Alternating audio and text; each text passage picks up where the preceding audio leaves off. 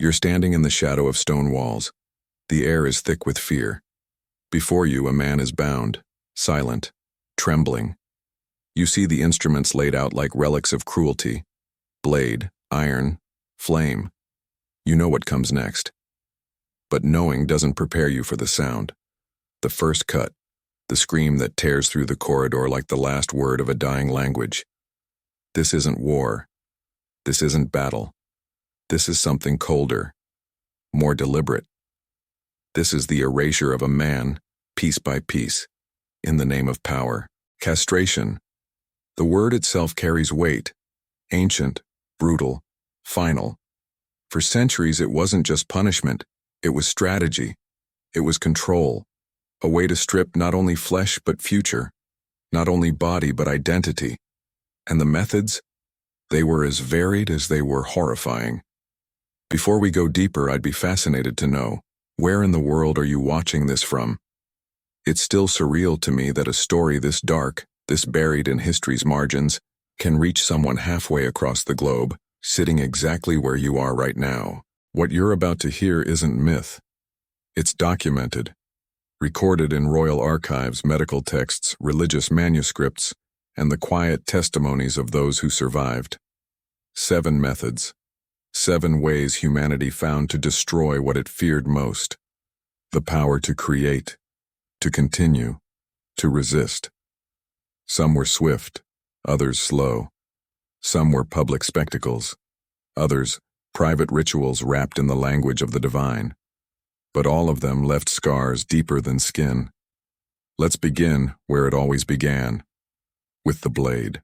The knife was the oldest answer to the question of control. Sharp, simple, unflinching. In the courts of ancient Assyria, in the slave markets of Rome, in the harems of the Ottoman Empire, the blade was law. It required no ceremony, no justification beyond the word of the one who held power. The victim, bound, exposed, helpless, was made to understand in a single moment what it meant to be at the mercy of another's will. The process was clinical in its brutality. No anesthesia, no comfort, just cold steel pressed against warm flesh, and then the cut. Fast, precise, irreversible. The pain was immediate, a white-hot shock that radiated through the body like lightning. But the pain was only the beginning. What followed was infection, fever, the slow creep of death that claimed many before their wounds could even close. For those who survived, the blade left more than scars. It left a void. Not just physical, but social. In many ancient cultures, a castrated man was no longer a man at all. He was gelding, eunuch, neuter, a word that meant neither. He could not inherit. He could not marry. He could not speak in certain assemblies or hold certain titles. The blade didn't just sever flesh, it severed belonging. But paradoxically, in some empires, this very mutilation became a path to power. Eunuchs were trusted where other men were not. They guarded emperors, advised sultans, controlled access to the most intimate chambers of state. Precisely because they had been broken, they were believed to be loyal. Their mutilation was their credential. Still, the blade was merciful compared to what came next. Fire. If the knife was swift, fire was agony stretched across time. In medieval Europe, in certain regions of Asia and Africa, castration by burning was reserved for traitors, heretics, those whose crimes were considered too vile for a clean death. The method was simple. Heat metal until it glowed, then press it against the genitals until the flesh blistered, blackened, and finally fell away. The pain was unlike anything the blade could produce. Nerves didn't just sever, they ignited. The body convulsed. The mind fractured. Some passed out. Others screamed until their voices gave out, leaving only a rasping, inhuman sound. The smell, burnt skin, charred hair, lingered in the air long after the act was done, a reminder to anyone who witnessed it. But fire had a purpose beyond pain. It cauterized. It sterilized. In a time before antiseptics, burning reduced the risk of infection. It was cruelty with a clinical edge, a way to ensure the victim survived long enough to serve his sentence. whether that was a lifetime of labor, exile, or public humiliation. The psychological damage was immense. Survivors spoke, in the rare instances they were allowed to speak, of feeling hollowed out, as if the fire had burned away not just flesh, but some essential part of the self. They described nightmares, phantom pains, a sense of being haunted by what had been taken. And yet fire was not the strangest method, not even close. In certain rare and horrifying cases, animals were used. Dogs, birds of prey, even pigs in some documented instances. The logic was grotesque but deliberate, to use nature itself as the instrument of punishment, to reduce a man to prey, to make his mutilation feel not like an act of civilization, but a return to the wild. The accounts are fragmentary, but they exist. In ancient Persia, prisoners of war were sometimes staked to the ground, smeared with blood or meat, and left for trained dogs to maul. The genitals, being vulnerable and exposed, were often the first target. In medieval Japan there are whispers, never fully confirmed but persistent, of falcons trained to attack condemned men in similar fashion. The terror of this method wasn't just the pain, it was the helplessness, the unpredictability. A blade you could see coming. Fire you could brace for. But an animal? It moved with its own logic, its own hunger. There was no rhythm to the violence, no moment of preparation. Just chaos, teeth, talons, and the terrible understanding that you had been reduced to meat. Those who survived such attacks, and few did, were left not only physically destroyed but mentally shattered. The trauma wasn't singular, it was layered, the pain, the humiliation, the primal fear of being devoured. It broke men in ways that even the cruelest executioner could not. But if fire was slow and animals were wild, the next method was something else entirely, silent, invisible, and corrosive. Chemical castration. Long before the term became associated with modern pharmaceutical interventions, ancient physicians and torturers discovered that certain substances could destroy tissue without a single cut. Caustic plant extracts, hemlock, hellebore, aconite, were ground into pastes and applied directly to the genitals. Over days or weeks the flesh would necrotize, blacken, and slough away. This was castration as poison. Slow, insidious. The victim often didn't realize the full extent of the damage until it was too late. The pain built gradually, a burning itch, then a throb, then a constant gnawing agony that nothing could soothe. Infection was almost guaranteed. Gangrene followed. Many died not from the castration itself, but from the sepsis that spread through their blood.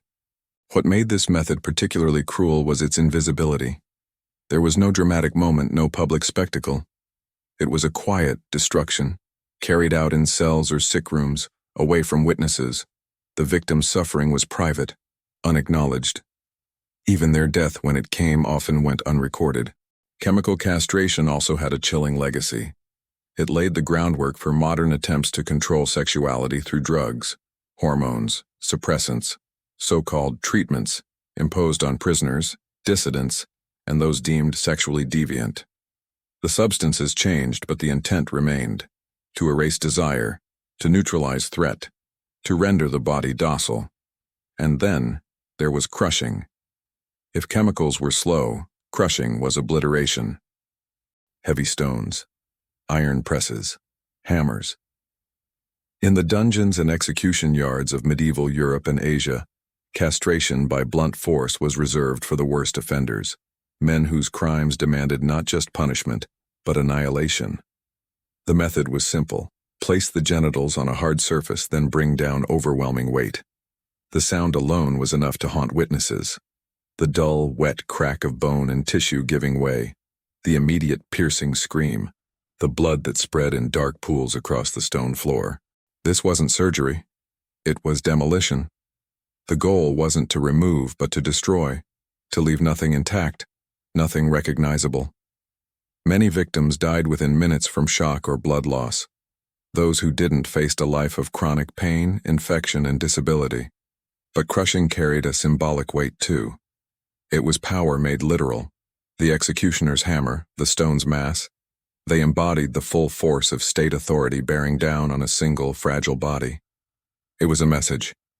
This is what resistance looks like. This is what defiance earns. The psychological impact on survivors was catastrophic. They lived with the memory of that moment, the weight descending, the body betraying itself, the world collapsing into a single point of unbearable pain. Many never spoke of it. They didn't have to. The damage was written on their bodies in the way they moved, in the hollowness behind their eyes. But there was one final method, one that defied all the others in its strangeness. Ritual castration. In temples across ancient Mesopotamia, India, and Rome, castration wasn't punishment. It was offering. Devotees of certain gods, Cybele, Attis, Ishtar, underwent voluntary mutilation as an act of worship, a way to transcend the flesh and draw closer to the divine. The act was public, ecstatic, accompanied by music, chanting, and sometimes hallucinogenic substances that dulled the pain. The devotee, in a state of religious fervor, would take up a blade or shard of pottery and sever his own genitals. The blood was collected, offered to the deity. The severed parts were sometimes buried, sometimes burned, sometimes kept as sacred relics. This was castration transformed. No longer an act of domination, but one of surrender. No longer punishment, but transcendence. The pain was reframed as purification, the loss as liberation. The castrated priest, called Galli in Roman cults, became a liminal figure, neither male nor female, human nor divine. He existed in the space between worlds. But the physical reality was no less brutal. The wounds festered. Many died. Those who survived lived with chronic pain, incontinence, osteoporosis, and the psychological toll of having willingly destroyed a part of themselves. The line between devotion and trauma was thin, often indistinguishable. What's most unsettling is how these rituals were received. In some cities, the Galli were revered. In others, they were reviled, seen as grotesque, unnatural, a threat to social order. Their existence challenged every assumption about gender, power, and the body, and for that they were both worshipped and feared. 7 methods, 7 ways to unmake a man. The blade swift and cold, fire, slow and all-consuming. Animals, wild and unpredictable. Chemicals, silent and corrosive. Crushing, absolute and obliterating. And ritual, ecstatic and terrifying. Each left scars, not just on bodies but on families, communities, entire cultures. Castration was never just about the individual. It was about lineage, ending bloodlines before they could begin. It was about power, demonstrating who controlled life and death, pleasure and pain. It was about identity, rewriting what it meant to be a man, to be whole, to belong. The victims carried their trauma in ways that words can barely capture. Phantom pains, nightmares, a sense of being fundamentally altered, of living in a body that no longer felt like home. And society, for its part, ensured they never forgot. They were marked, always, by their voices, their inability to grow beards, their exclusion from certain rituals and rites. Yet some found ways to survive, to adapt, to carve out spaces of influence in the cracks of the system that had tried to destroy them. Eunuchs became advisors, administrators, even kingmakers. They turned their mutilation into a paradoxical form of power. But the cost was always there, in the silence between words, in the careful way they moved, in the knowledge that something essential had been taken, and no amount of status or influence could return it. The screaming stopped long ago. The last victim of judicial castration, the last ritual blade, the last crushing stone, they've all passed into history.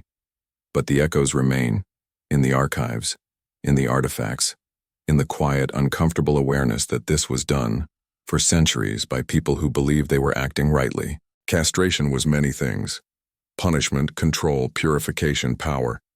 But above all, it was a reminder of how fragile the body is, and how easily cruelty can be justified when it serves the interests of the powerful. The blade has been put away, the fire has gone cold. But the memory lingers, sharp, scorching, and impossible to forget.